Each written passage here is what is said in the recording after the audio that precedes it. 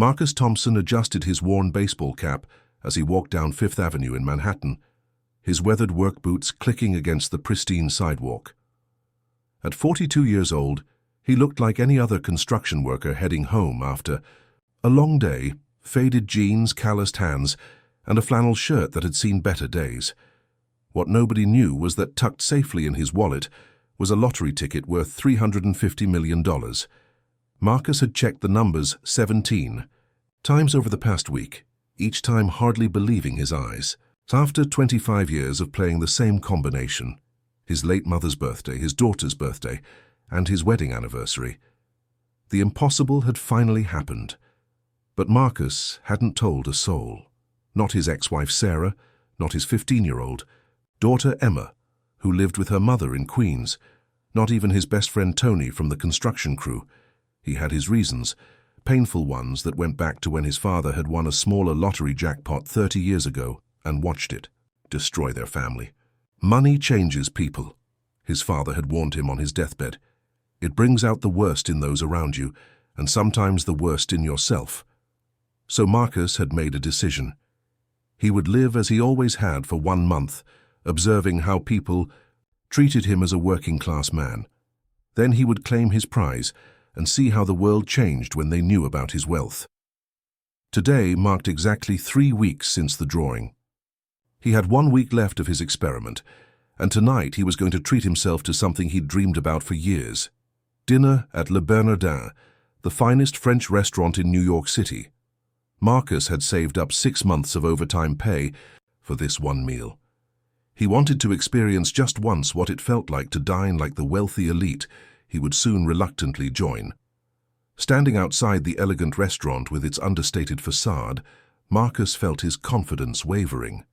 Through the spotless windows, he could see men in $1,000 suits and women dripping with jewelry, all moving with the casual confidence that came from never worrying about money. He had made his reservation 3 weeks ago under his real name, paying the hefty deposit that insured his table.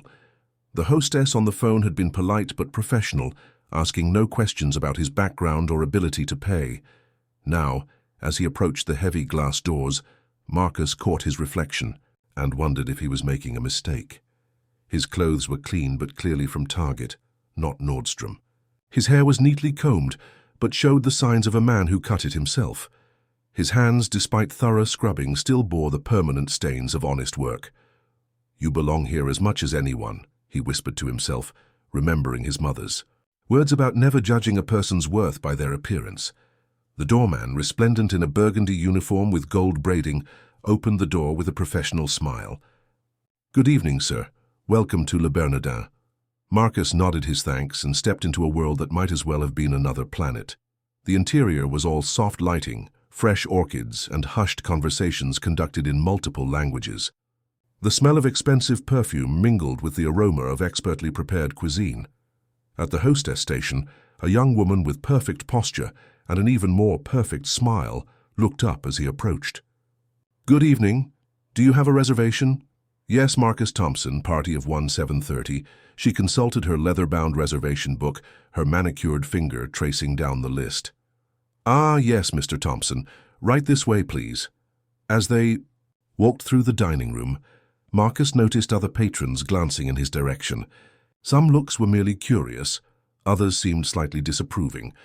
He held his head high, reminding himself that he had every right to be there. The hostess led Marcus to a table near the back of the restaurant, though he had specifically requested something with a view when making his reservation. The table was smaller than others around it, positioned uncomfortably close to the swinging doors that led to the kitchen. "Your server will be with you shortly," the hostess said with a smile. That didn't quite reach her eyes before gliding away. Marcus settled into his chair and opened the menu, nearly choking at the prices. The tasting menu was $450 per person. Even the simplest entrees started at $75. He had budgeted for this, saving every penny from overtime work, but seeing the numbers in print made his chest tight. Middle-aged couple at the next table was speaking in stage whispers, clearly intending for him to overhear. "I don't understand what this place is coming to," the woman said, her diamond earrings catching the light as she shook her head. In my day, restaurants like this maintain certain standards about their clientele. Her husband, a man with silver hair and a watch that probably cost more than Marcus made in 6 months, nodded in agreement. It's the declining state of society. Dear, no respect for tradition or proper decorum. Marcus felt heat rise in his cheeks, but forced himself to remain calm. He had encountered this kind of prejudice before, assumptions made based on his appearance, his accent, his calloused hands. Usually he just walked away. Tonight he was determined to stand his ground. A server approached his table, a young man with perfectly styled hair and an expression of barely concealed disdain. "Good evening, I'm Christopher, and I'll be taking care of you tonight." The emphasis on taking care of made it sound more like a threat than a promise. "I'd like to order the 7-course tasting menu," Marcus said clearly. Christopher's eyebrows rose slightly. "That's $450 plus tax and suggested gratuity. Are you certain?" The question stung because of its implication, that Marcus couldn't afford what he was ordering. "I'm certain." "Very well. Wine pairing?" "Yes, please." "That's an additional $225. Marcus met the server's gaze steadily. "I understand the pricing. Please proceed with the order." 20 minutes into his meal, Marcus was actually beginning to enjoy himself, despite the cold treatment. The food was extraordinary. Each course, a masterpiece of flavor and presentation that justified every penny he was spending. He found himself thinking about his daughter Emma, how much she would enjoy this experience, and how he could share moments like this with her once he claimed his lottery winnings. He was savoring a perfectly prepared piece of wild striped bass when he noticed a commotion near the front of the restaurant. A man in an expensive charcoal suit was speaking animatedly with the hostess, gesturing in Marcus's direction. The man was tall and imposing, with the kind of presence that commanded attention. His salt and pepper hair was expertly styled, and everything about him screamed wealth and power. Marcus recognized the type. He'd worked construction on enough corporate buildings to know a CEO when he saw one. The animated conversation continued for several minutes before the hostess nodded and began walking toward Marcus's table, followed by the man in the suit and a younger man who appeared to be his son. "Excuse me, sir," the hostess said, her earlier professional smile replaced by obvious discomfort. "I'm afraid there's been a mistake with your reservation." Marcus set down his fork carefully.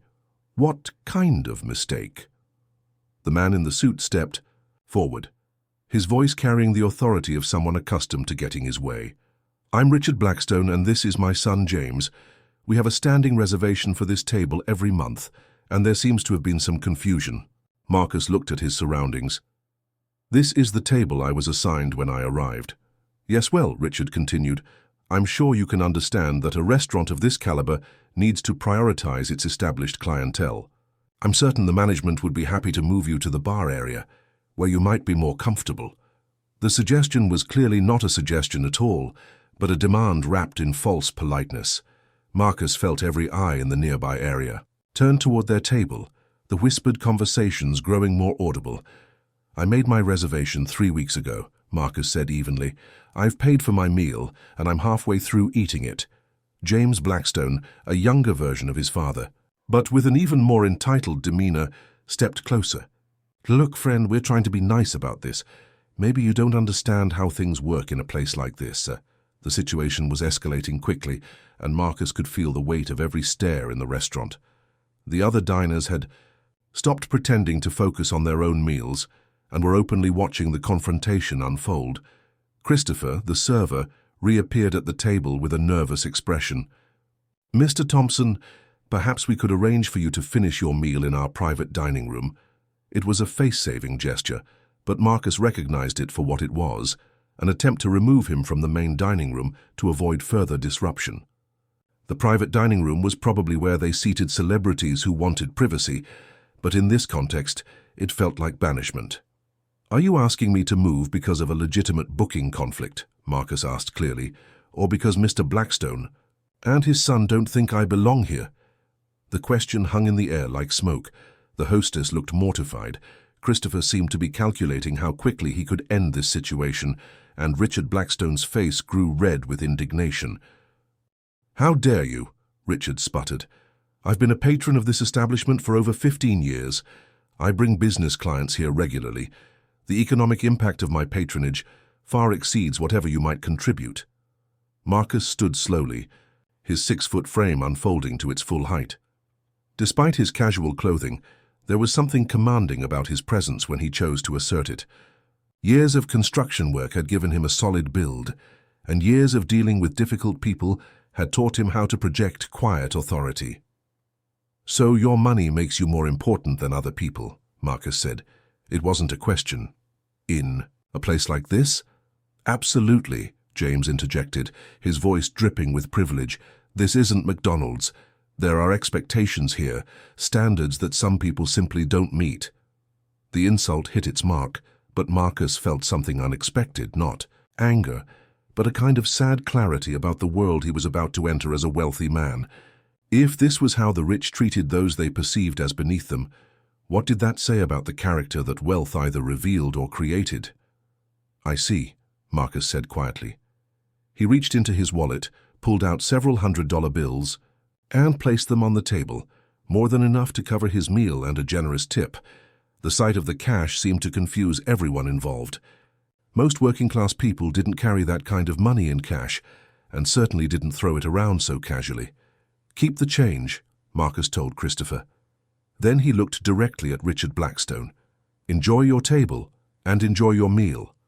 I hope it tastes as good as you think your superiority does." Every step Marcus took toward the restaurant's exit felt like a mile. The dining room had fallen almost completely silent, with conversations dying as he passed each table. He could feel the mixture of pity, embarrassment, and judgment radiating from the other patrons. Some faces showed sympathy. A few diners looked genuinely uncomfortable with what they had witnessed. But others displayed satisfaction, as if his removal had restored some natural order to their exclusive world. The doorman, the same one who had welcomed him an hour earlier, opened the door with an expression of professional neutrality. But Marcus caught the slight shake of his head, the barely perceptible look of disappointment in his eyes.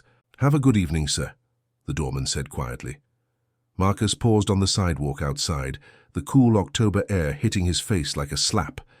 The city sounds, traffic, sirens, the distant rumble of the subway, seemed louder after the hushed atmosphere of the restaurant. He pulled out his phone and looked at the time, 8:47 p.m. In 13 minutes, his life was about to change in ways that Richard and James Blackstone could never imagine. Marcus began walking north on 5th Avenue, his mind racing. The humiliation he had just experienced was nothing new. He had faced similar treatment countless times throughout his life. What was new was his ability to do something about it. For the first time since discovering his lottery ticket, Marcus felt the full weight of what $350 million could accomplish.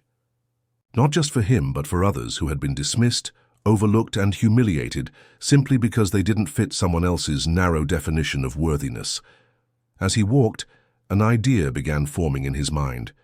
It was audacious, perhaps even a little crazy, but it would send a message that would echo far beyond one exclusive restaurant in Manhattan.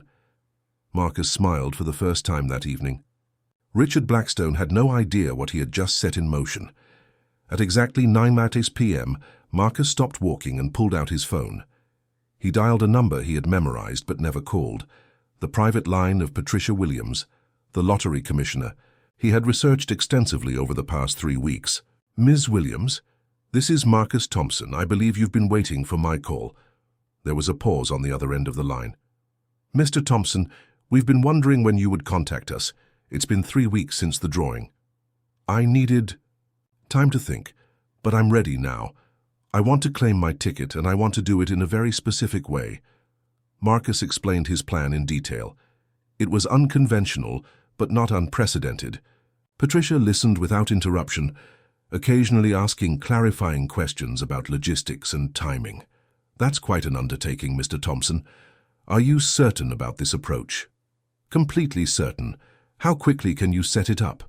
"Given the scope of what you're proposing, I'll need to make several calls tonight. But if you're serious about this timeline, we can have everything arranged by tomorrow evening."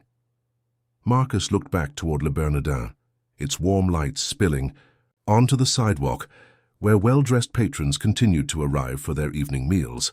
"I'm serious about the timeline, and I'm serious about the message." After ending the call with Patricia, Marcus made another call, this one to his daughter Emma. "Dad, I was just thinking about you. How was your fancy dinner?" Emma's voice, bright and full of genuine interest, was exactly what Marcus needed to hear. His daughter had inherited his mother's gift for finding joy in small things and believing the best of people until proven otherwise. "It was educational," Marcus said carefully. "Emma, how would you feel about missing school tomorrow? I have something special planned and I'd like you to be there." "Seriously? Mom's going to kill you if she finds out you're encouraging me to skip school." "Let me handle your mom. This is important, sweetheart. It's about standing up for people who don't have anyone to stand up for them." There was a pause, and Marcus could practically hear Emma thinking. At 15, she was already showing signs of the moral clarity that he hoped would guide her through life. "Does this have to do with why you've been acting weird for the past few weeks?" she asked. Marcus smiled.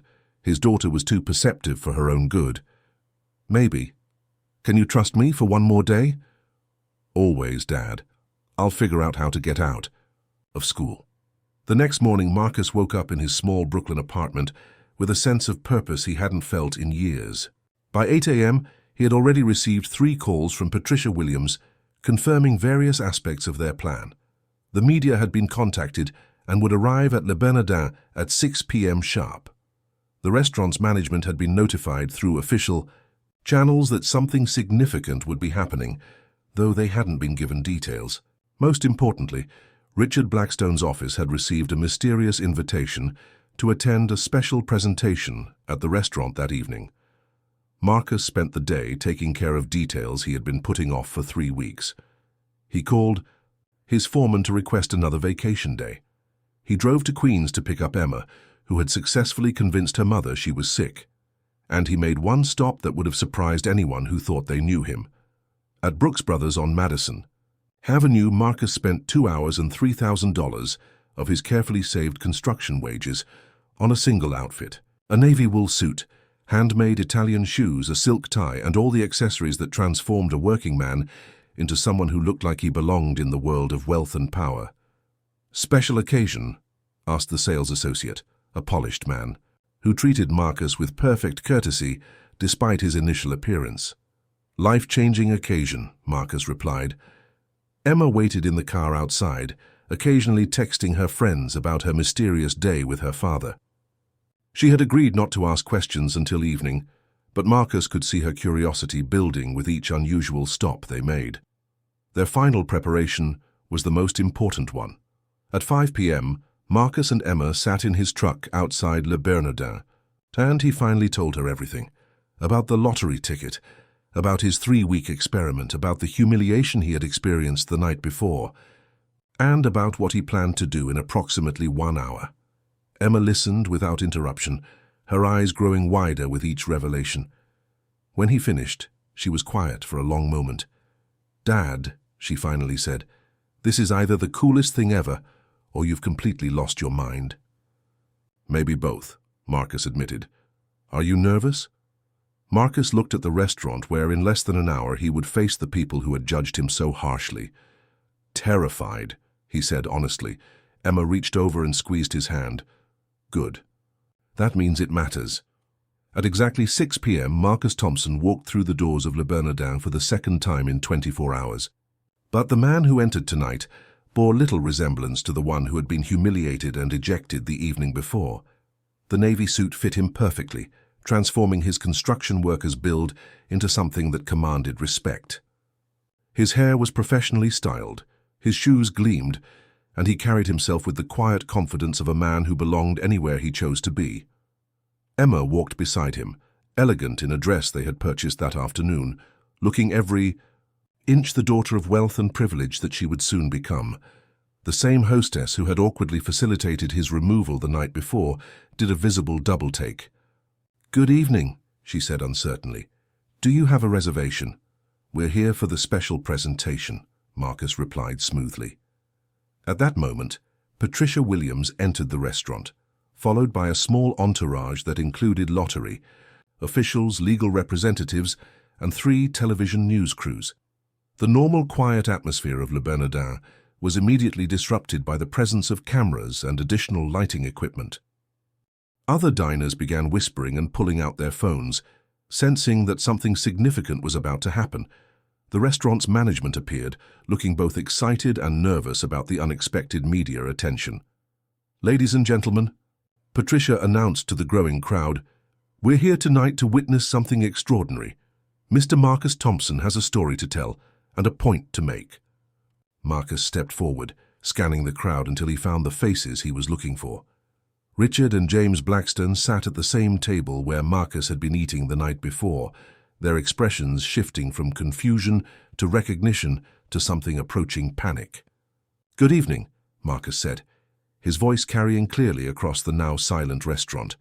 "Some of you met me yesterday evening. I was the man who didn't belong here, the one who needed to be removed to preserve the atmosphere you all expected."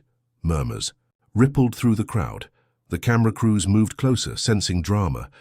"Last night I was judged by my appearance, my clothes, and your assumptions about my background. I was told that my money wasn't as good as someone else's money, and that my presence diminished your dining experience." Marcus reached into his jacket pocket and pulled out a folded piece of paper. "This is a lottery ticket worth $350 million. I've been carrying it for 3 weeks, waiting to see how people would treat me when they thought I was just a construction worker." The restaurant erupted in whispers and gasps. Camera flashes began going off, and several diners pulled out their phones to record what was clearly becoming a historic moment. Patricia Williams stepped forward with an official-looking document. "I can confirm that Mr. Thompson is indeed the winner of last week's Powerball jackpot. He has just completed the paperwork to claim his prize." Marcus looked directly at Richard Blackstone, whose face had gone pale. "Mr. Blackstone, you told me that my economic impact could never match yours. Let me tell you what my economic impact is going to be." Emma moved to stand beside her father, her presence a reminder of what this moment meant for more than just Marcus himself. "First," Marcus continued, "I'm going to establish a foundation with $50 million dedicated to providing scholarships for children from working-class families. Kids who might otherwise never have the opportunity to experience places like this, or more importantly, the education that opens doors to bigger opportunities." The crowd was hanging on every word. Several diners were openly staring at Richard Blackstone, who seemed to be shrinking into his chair. "Second, I'm going to buy this restaurant." The announcement hit like a thunderbolt. The management team looked stunned. Several patrons gasped audibly, and the news cameras zoomed in on Marcus's face. "I've already had my representatives contact the ownership group. Le Bernardin is available for purchase, and I'm prepared to make an offer significantly above market value. When the sale is complete, this restaurant will have a new policy. Every person who walks through these doors will be treated with dignity and respect, regardless of their appearance or background." Marcus paused, letting the weight of his words settle over the room. "Excellence in service doesn't mean exclusivity based on prejudice. It means making every guest feel valued." James Blackstone found his voice first. "You can't be serious. You can't just buy a restaurant out of spite." Marcus smiled, and for the first time it reached his eyes. "I'm not buying it out of spite. I'm buying it out of hope. Hope that we can create spaces where people are judged by their character, not their clothing." Richard Blackstone stood up abruptly, his chair scraping against the floor. "This is preposterous. You think you can just throw money around and suddenly become one of us. Wealth doesn't make you sophisticated. It doesn't give you class." The room fell silent, waiting for Marcus's response. Emma looked at her father with pride, seeing him remain calm in the face of continued insult. "You're absolutely right," Marcus said quietly. "Money doesn't create character. It reveals it." He gestured around the restaurant. "Look at this room, Mr. Blackstone. Look at these faces. 12 hours ago, most of these people would have agreed with your assessment of me. Tonight, they're seeing something different. Not because I've changed, but because their perception has changed." Marcus walked closer to the Blackstone table, his voice carrying to every corner of the restaurant. "The question isn't whether I belong in your world. The question is whether your world deserves to continue existing the way it has." A woman at a nearby table, elegantly dressed and clearly part of the wealthy elite, spoke up unexpectedly. "Mr. Thompson is right. I watched what happened last night and I was ashamed that I didn't speak up." Her comment opened a floodgate. Other diners began sharing their own observations, many admitting they had witnessed similar incidents at various exclusive establishments throughout the city. "I've seen homeless veterans turned away from charity events," one man said. "Minority families treated poorly at country clubs," added another woman.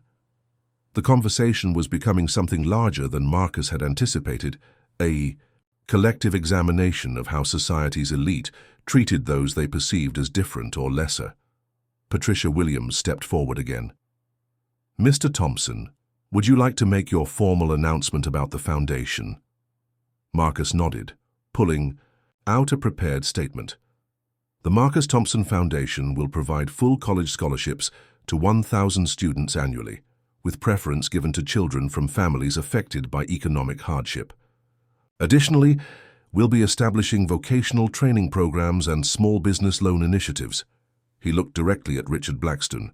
"We'll also be creating a program specifically for children whose parents have lost jobs due to economic downturns, layoffs, or corporate restructuring, because everyone deserves a second chance and everyone's children deserve a first one." As Marcus finished his announcement, movement near the restaurant's entrance caught his attention.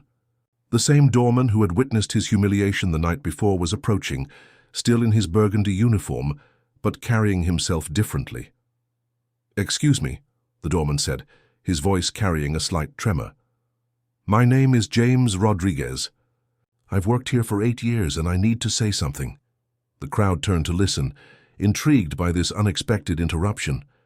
"Last night I watched a good man get treated badly, and I didn't do anything about it because I was afraid of losing my job. Mr. Thompson, I'm sorry. I should have spoken up." James Rodriguez continued, his voice growing stronger. "I have a son who's a senior in high school.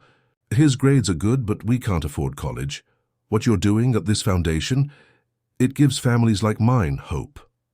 Marcus felt emotion rising in his chest.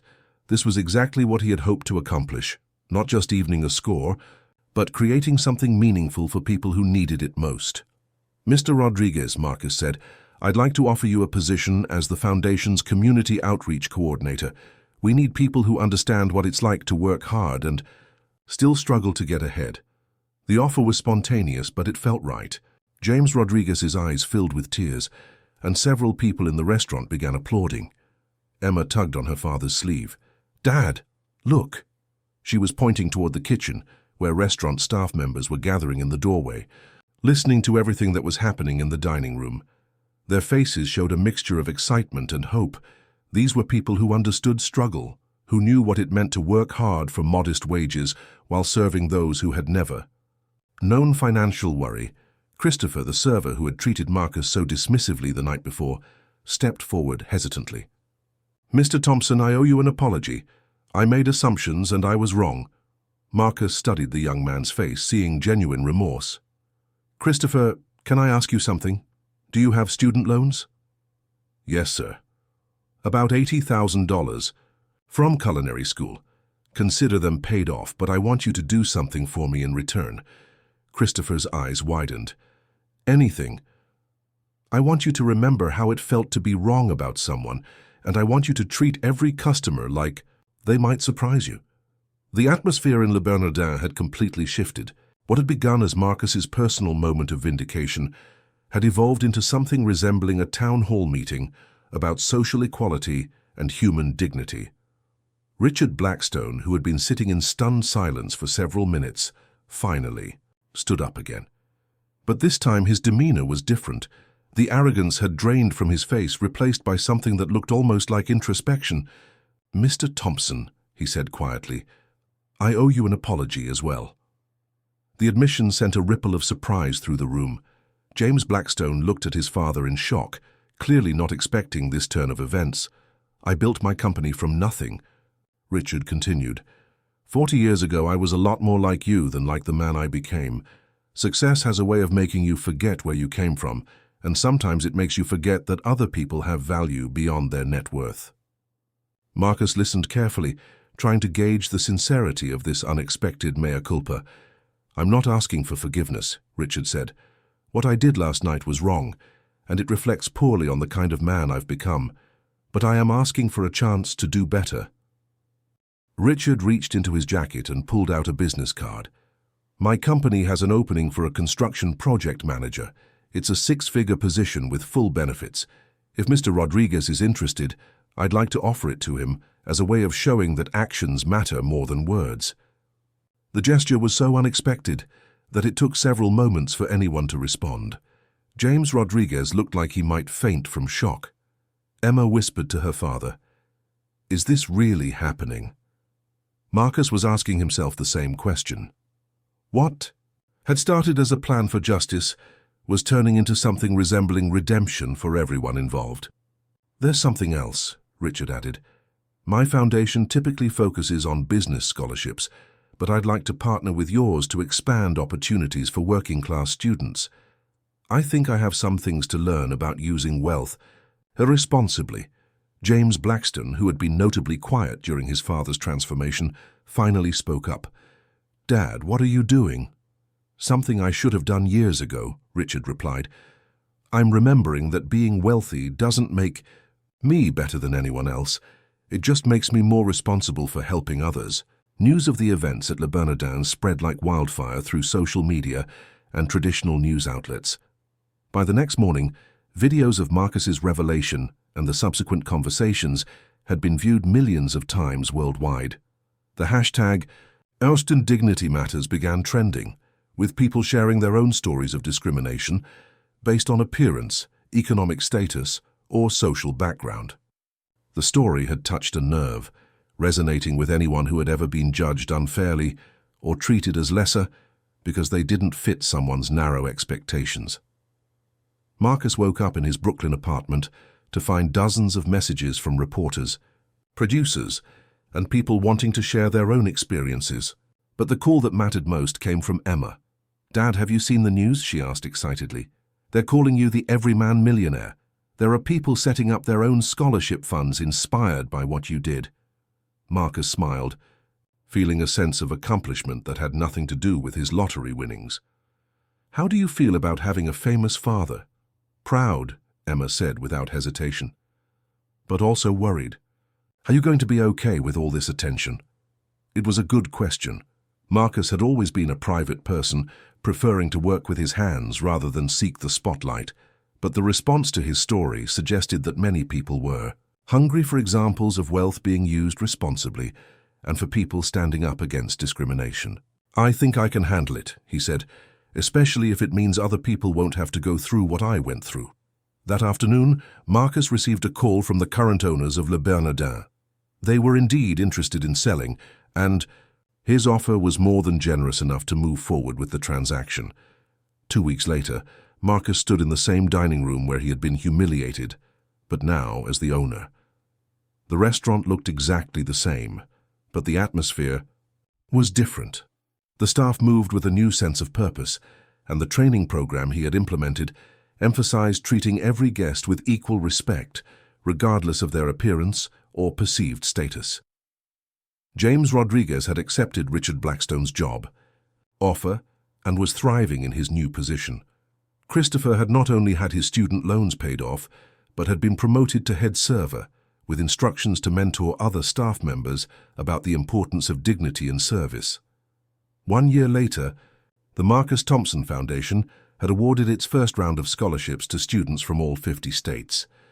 The recipients included children of janitors and construction workers, single mothers and struggling families, immigrants and refugees, all students who might never have had the opportunity for higher education without this intervention. Marcus stood at the podium of a hotel ballroom in Manhattan, addressing the Foundation's first annual gala. The event was a far cry from the exclusive atmosphere of traditional charity functions. Scholarship recipients sat alongside wealthy donors. Construction workers shared tables with business executives, and the conversation flowed with genuine warmth and mutual respect. "A year ago," Marcus began, "I learned an important lesson about the power of assumptions. I also learned that money is not a character test, it's a responsibility test. In the audience, Richard and James Blackstone sat with their own scholarship. Recipients. The elder Blackstone had kept his word, partnering with Marcus's foundation and genuinely working to become a more conscious philanthropist. His son, initially resistant to his father's transformation, had gradually come to understand and embrace the family's new approach to wealth. Emma, now 16 and serving as the foundation's youth ambassador, sat at the head table, beaming with pride at her father's speech. "We've learned that dignity is not a luxury item available only to those who can afford it," Marcus continued. "It's a basic human right that costs nothing to give, but means everything to those who receive it." The applause was thunderous, but Marcus found his eyes drawn to a table near the back of the room where James Rodriguez sat with his son, who was now a freshman at Columbia University on a full scholarship. Beside them sat Christopher, who had started his own culinary program for underprivileged youth. As the evening wound down, Marcus found himself on the hotel's balcony, looking out over the lights of Manhattan. Emma joined him, as she had on so many evenings over the past year. "No regrets?" she asked. Marcus thought about the question seriously. His life had changed in ways he never could have imagined. The privacy he had treasured was gone, replaced by a public platform that came with both opportunities and responsibilities. His relationship with wealth was complicated. He had more money than he could ever spend, but he was determined to spend it wisely. "No regrets," he said finally. "If anything, I wish I had learned these lessons sooner." Emma leaned against the balcony railing. "What do you think would have happened if you had just claimed the lottery money quietly and not done the experiment?" It was a question Marcus had pondered many times. "I think I would have become wealthy, but I wouldn't have become wise. And I think a lot of people would have missed out on opportunities they deserved." The story that had begun with humiliation in an exclusive restaurant had become something much larger, a reminder that everyone deserves to be treated with dignity, regardless of their bank account balance. "You know what the best part is?" Emma said, breaking into his thoughts. "What's that?" "You didn't just get revenge, you got justice, and you gave other people hope."